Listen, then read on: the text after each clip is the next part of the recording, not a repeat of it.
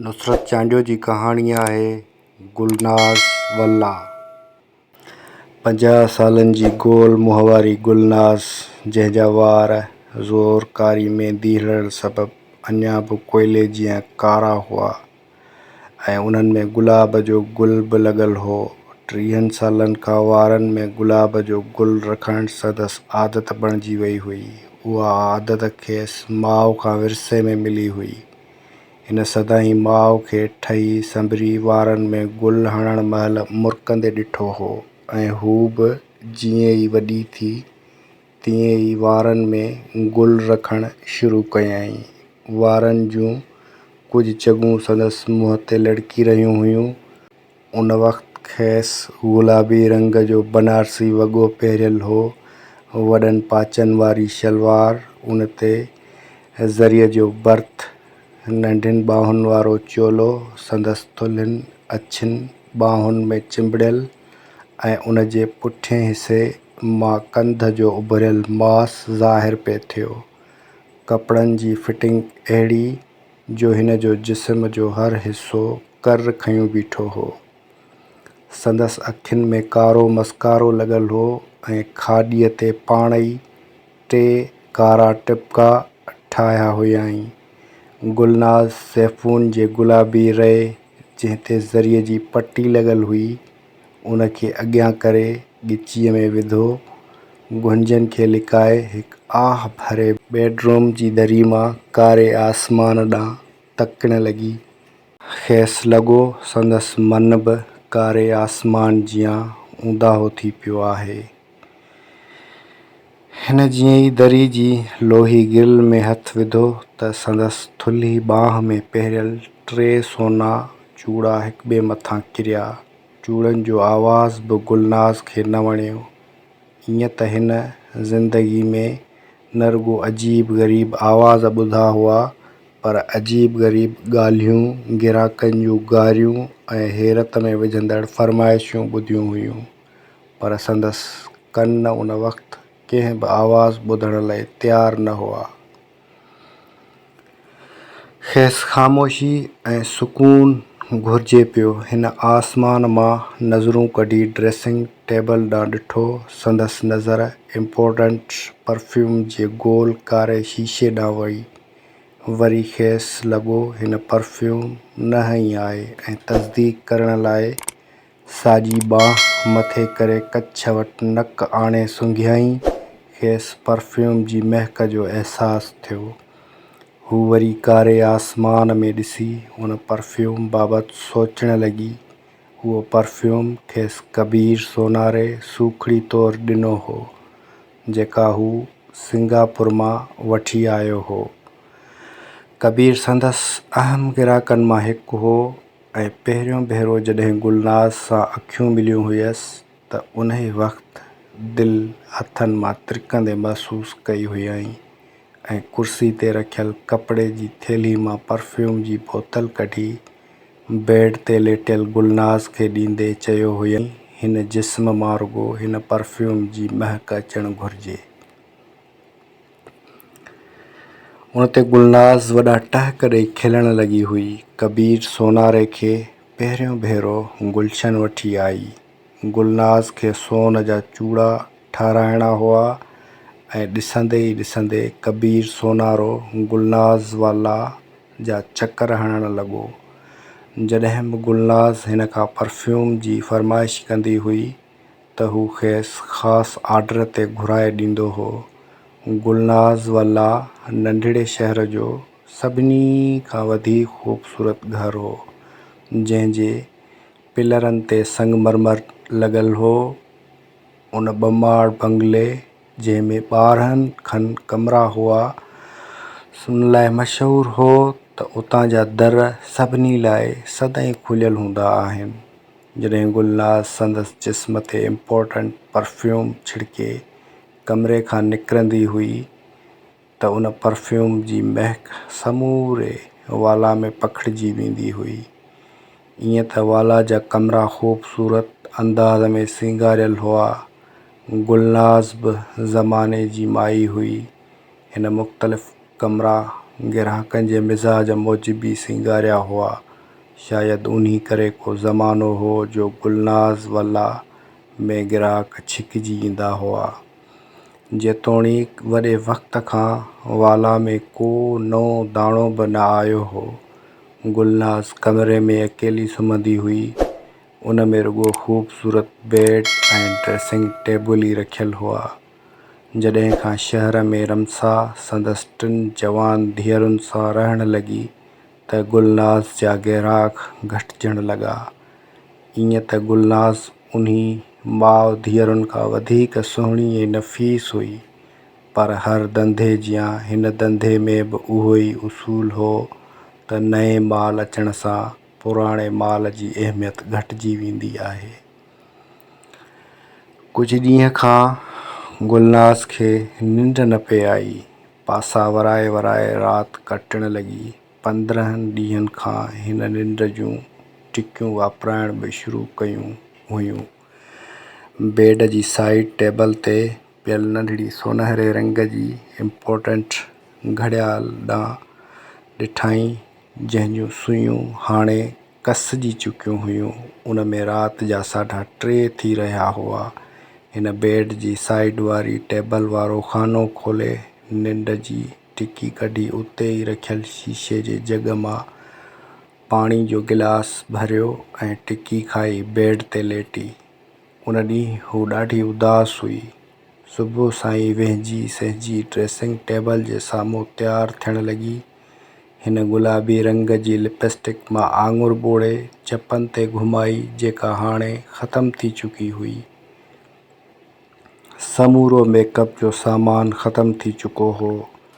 हिन शाही अत्र वारी शीशी ॾांहुं हथु वधायो, जंहिंजूं खेसि तोहफ़े तौरु 12 शीशियूं मिलियूं हुयूं। अॼु आख़िरी शीशी बि ख़ाली थी चुकी हुई। सुबुह सां गुलनाज़ जी खीर वारे सां मुंहमारी थी। हिन कावड़ मां खीर वारे खे चयो, हफ़्ते खां खीर घटि, पाणी वधीक पियो ॾीं। उहो ॿुधी खीर वारो शामूं कावड़ में अची वियो ऐं खहरे लहजे में चयाईंसि, बाजी मुंहिंजे गुज़िरियल 4 महीननि जो हिसाबु सिधो कर ऐं खीर जो को ॿियो बिलो कर। उन अंदाज़ में गुलनाज़ सां अॻु कंहिं बि न ॻाल्हायो हो। सभिनी खे ख़बर हुई त हिन जा वॾनि माण्हुनि सां वॾा वास्ता आहिनि। ॿियो त हू वात जी खुलियल माई आहे। कंहिंजो बि पटको लाहींदे देरि न कंदी। हिकु भेरो हिन हिकु सियासी अॻुवान जे पुट खे धिका ॾेई गुलनाज़ वाला मां ॿाहिरि कढियो। उन हमराह ते अञा ताज़ी जवानी मस आई हुई। उन राति शराब जाम पीतो हुयई ऐं गुलनाज़ बदिरां गुलशन सां सुम्हण जी फरमाइश कई हुयई। गुलनाज़ शुरू में त लवायो हो, पर हिन ॿीणे पैसनि जी आछ कई हुयसि। गुलनाज़ पैसनि वठण खां अॻु गुलशन जे कमरे में आई हुई। बाजी छा थियो? गिराक जल्दी हलियो वियो छा? गुलशन हैरानी मां हिन खे ॾिसंदे पुछो। हू गुलशन जे पासे खां वेठी ऐं संदसि टंग ते हथु रखंदे चयाईं, गिराक त हिते ई आहे, पर खेसि मूं बदिरां तूं घुरिजी। बाजी मां? गुलशन छिरक भरे चयसि। गुलनाज़ संदसि जुमिलो अध में कटींदे चयसि, हरामी तुंहिंजे लाइ ॿीणा पैसा ॾियण लाइ बि तयारु आहे, पर जेकॾहिं तूं राज़ी हुजीं त वठांसि।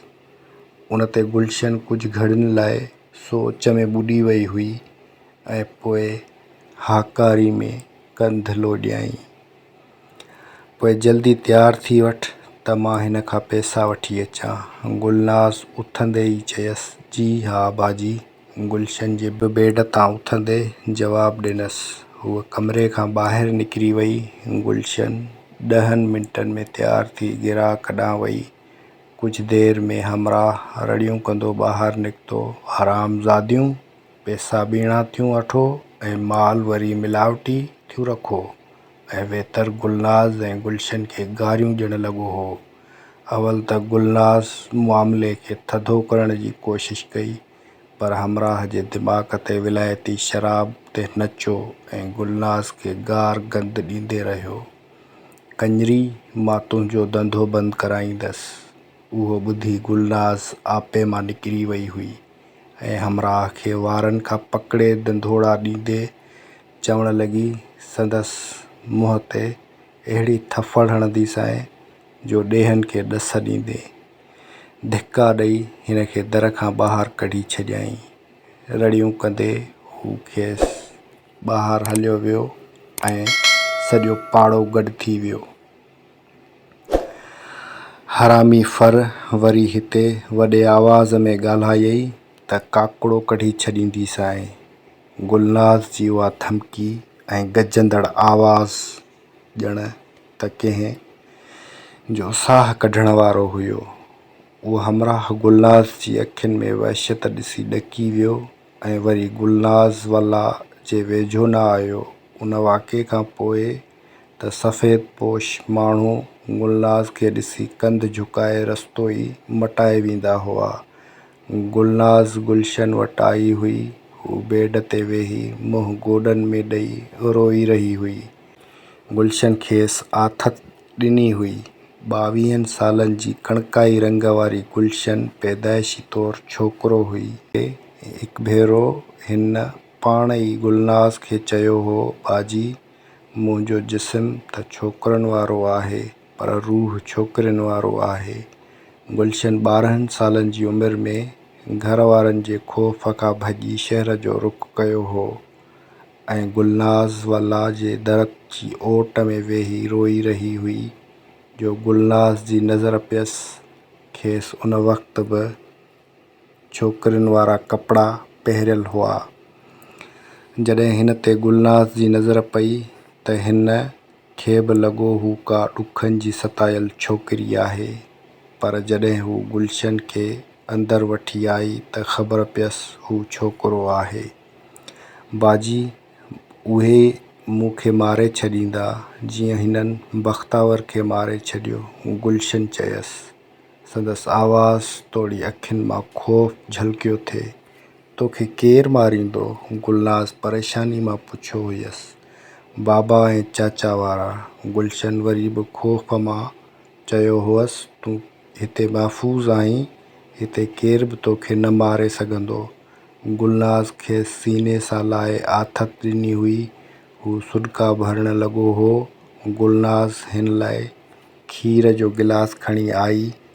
केतिरी देरि खां पोइ हू सामत में आयो त खेसि संदसि जाड़ी भेण बख़्तावर यादि आई। वरी रड़ कंदे चयईं, हिननि मुंहिंजे करे बख़्तावर खे बि मारे छॾियो। केरु बख़्तावर? गुलनाज़ हैरानी मां पुछियसि। मुंहिंजी जाड़ी भेण। हिन वीचारी जो को बि ॾोह न हो। हिन वरी सुॾिकनि में ॻाल्हायो। गुलनाज़ खेसि वरी सीने सां लातो। हिन सुॾिकनि में ई ॻाल्हायो। अम्मा जे पेट में ई बख़्तावर खे छोकिरनि वारो ऐं मूंखे छोकिरियुनि वारो रूह मिलियो।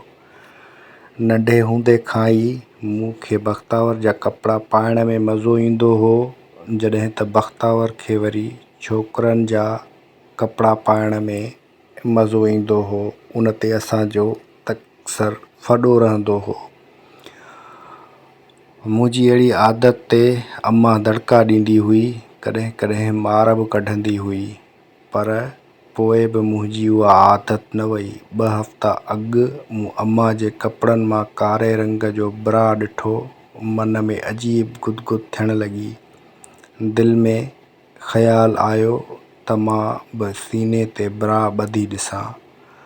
मूं कमीस लाहे सीने ते कारो ब्रा ॿधो ऐं आरसी अॻियां बीही मुख़्तलिफ़ फेरा खाई मुख़्तलिफ़ ज़ावियनि सां पाण खे ॾिसण लॻियसि। एतिरे में अम्मा कमरे में आई। मूंखे ब्रा पातल ॾिसी संदसि वात फाटी पियो। भॼंदी वञी कपिड़नि धोअण वारी सोटी खणी आई ऐं मूंखे उन सां मार ॾियण लॻी। पर मूं अम्मा जी ब्रा चोराए बख़्तावर जे कपिड़नि में लिकाए छॾी। काल्ह सिजु लहण महिल ब्रा जे मथां बख़्तावर जा कपिड़ा पाए ॿनिन ॾांहुं वयसि त नंढे चाचा ॾिसी वरितो। खेसि लॻो त बख़्तावर कंहिंसां खरियल आहे ऐं बाबा वारनि सां गॾु। अधु कलाक खन में घर आयो ऐं बख़्तावर खे कुहाड़ी सां मारे छॾियईं। घर में क़यामत अची कड़की मां ख़ौफ़ में घर वञण बदिरां शहर ॾांहुं भॼी आयसि। उन खां पोइ गुलशन गुलनाज़ जी ज़िंदगी जो हिसो बणिजी वियो। हिन वॾे शहर मां संदसि जिन्स मटराइण वारे ऑपरेशन बि कराई, पर हाणे संदसि ज़िंदगी वेतर ॾुखी थींदी वई। गुलशन बि गुलनाज़ जे छिड़बुनि खां तंग अची चुकी हुई। हिन जे हथ वस बि त कुझु न हो। केतिरनि ई ॾींहंनि खां को ग्राहक ई कोन आयो हो। वाला में रहंदड़ 16 सालनि खां वींदे 40 सालनि जी 6 मायुनि जे लटे कपिड़े मेकअप खाद खुराक जो सामान जो ख़र्च मथां पुलिस जो भत्तो वेतर घरां पे ॾियणो पियो। ईद खां हिकु ॾींहुं अॻु गुलशन गुलनाज़ वटि आई ऐं चयाईंसि, बाजी हिकु गिराक हथ आयो आहे, पर जेको माल घुरे पियो उहो पाण वटि न आहे। हाणे छा कजे? उहो ॿुधी गुलनाज़ जो मन बेक़रार थी पियो ऐं बैठक में हेॾां होॾां हलण लॻी। गुलशन नेठि सोचे गुलनाज़ जे कन में सरबड़ाटी कंदे खेसि संदसि काफ़ूरा शहर वारी सहेली जो किसो ॿुधायो, जेका पिण गिराकनि खे धोखे में रखी डिमांड जे माल जो चई ॿियो माल ॾींदी हुई। गुलनाज़ काफ़ूरा वारी सहेली जो नंबर मिलायो। फ़ोन मां आवाज़ आयो त आपका बैलेंस इस कॉल के लिए नाकाफ़ी है। गुलनाज़ खे ॾाढी चिड़ आई ऐं फ़ोन कावड़ मां बेड ते उछलाइण पाण खे बि ढरो छॾे बेड ते लेटी। एतिरे में फ़ोन जी घंटी वॻी। हिन लापरवाही मां फ़ोन ॾांहुं ॾिठो। संदसि सहेली जी कॉल हुई। फ़ोन ते हाल अहिवाल खां पोइ गुलनाज़ जे मुंहं ते कुझु इत्मीनान ऐं ख़ुशी जा आसार तरी आया। ॼण साहु पइजी वियो हुयसि। संदसि सहेली सिरकी वारो टोटको ॿुधायो, जंहिंसां हूअ आयल गिराकनि खे धोखे सां मर्ज़ी जो माल मुहैया कंदी हुई। पर 3 गिराकनि जे मिलण खां पोइ बि गुलनाज़ पहिरियों भेरो मिलावट वारो माल ॾींदे शर्मसार हुई।